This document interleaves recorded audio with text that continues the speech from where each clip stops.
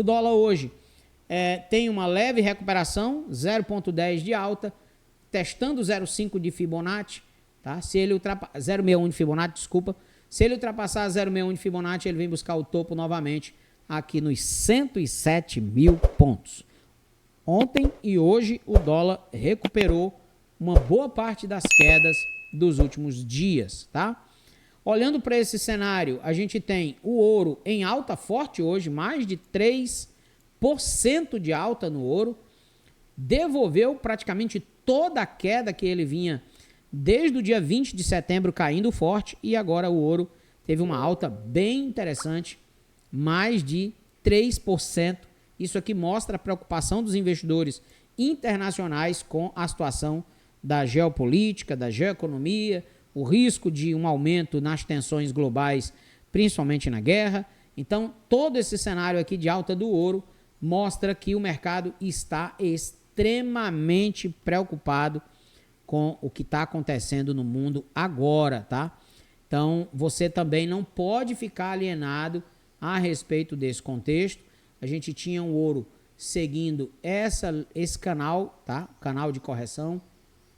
Esse canal foi rompido hoje pelo ouro. Então, o que a gente pode ter nos próximos dias? Um movimento de rompimento e agora um movimento de confirmação para ele vir depois continuar a tendência de alta ou até ficar numa certa lateralidade aqui em patamares mais altos. O fato é que o ouro tem nesse momento, quando a gente pega uma projeção de Fibonacci dessa zona, tá?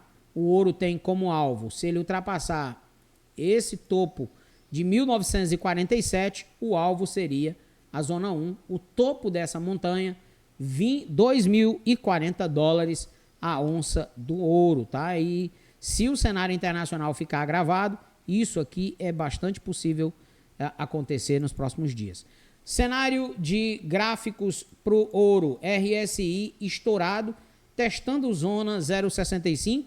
Se ele ultrapassar a zona 0,65, o alvo seria a zona 80, e aí a zona 80 projetaria o ouro, só corroborando com o que eu acabei de dizer, mais de 2.000 dólares a onça, 2.040 no gráfico, 2.069 no RSI, seriam os contextos aí, um corroborando com o outro, as análises batendo praticamente no mesmo contexto de movimentação do ouro para os próximos dias, tá?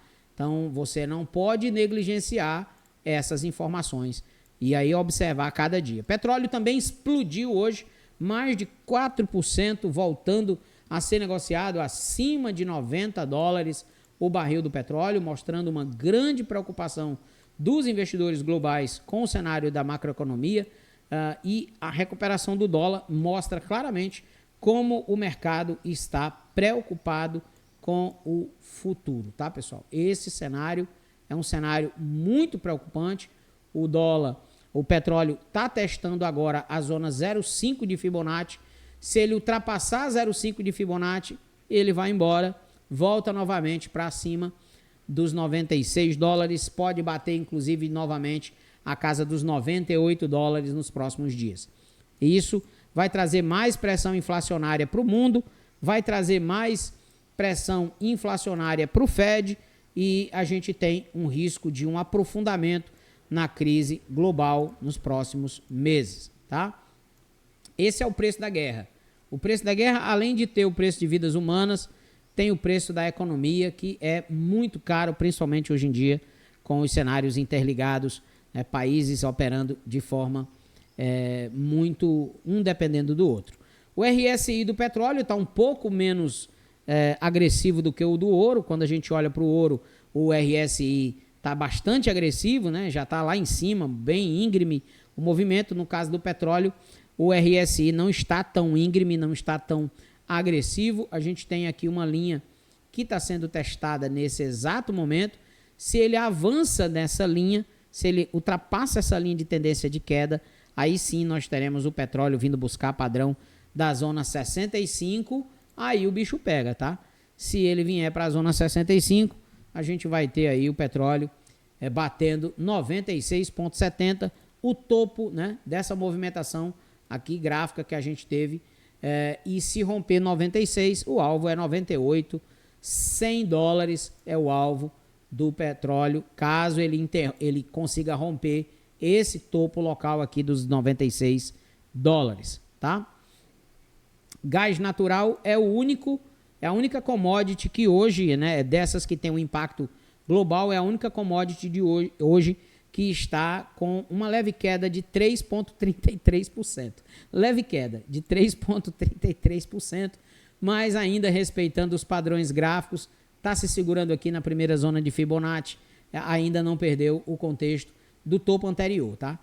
Enquanto ela estiver nessa zona, se segurando aí acima do topo anterior, a gente tem mais ou menos uma zoninha de respiro, né? Uma zoninha de sossego aí pro gás. Seria muito bom que o gás natural caísse, até para diminuir também um pouco dessa pressão inflacionária. Mas, como o petróleo está subindo bastante, a gente não sabe até onde ele vai ter força para subir, né? O petróleo pode ser que seja momentâneo também, dependendo do desenrolar da guerra no final de semana.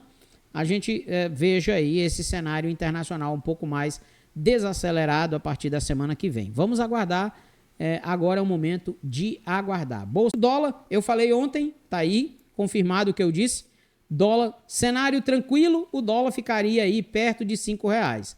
Cenário azedou, dólar voltou a subir e rompendo inclusive a resistência, né, anterior aqui na casa dos 5,8, agora está 5,878. Pode ser que ele termine o dia aqui mais ou menos nessa região de 5,10, 5,12. A gente tem essa zona como uma zona de resistência, tá? Essa zona é uma zona importante aí para o dólar. Lembrando que dólar alto é bom para umas coisas e péssimo para outras coisas, tá? Então, para quem recebe dinheiro em dólar, como é o meu caso, para mim é bom. Dólar alto para mim é bom porque eu recebo mais aqui quando eu faço o câmbio para a moeda brasileira. Mas quem trabalha com dólar, aí, meu amigo, sofre um pouquinho porque o câmbio fica salgado, né? O câmbio fica bem salgado nos últimos... tá bem salgado nos últimos dias. Inclusive, eu enxergo esse movimento do dólar como um possível pivô, tá? Ele fez o padrão de fundo, confirmou o fundo 2 vezes, foi buscar um topinho local e agora ele está pivotando numa zona acima, né, do topo anterior. Então pode ser um pivô de alta aqui para o dólar, principalmente se ele romper essa resistência dos 5,12, ele pode ter novamente um reteste na região dos 5,20 nos próximos dias, tá? Vai depender muito aí do humor do mercado nesse momento.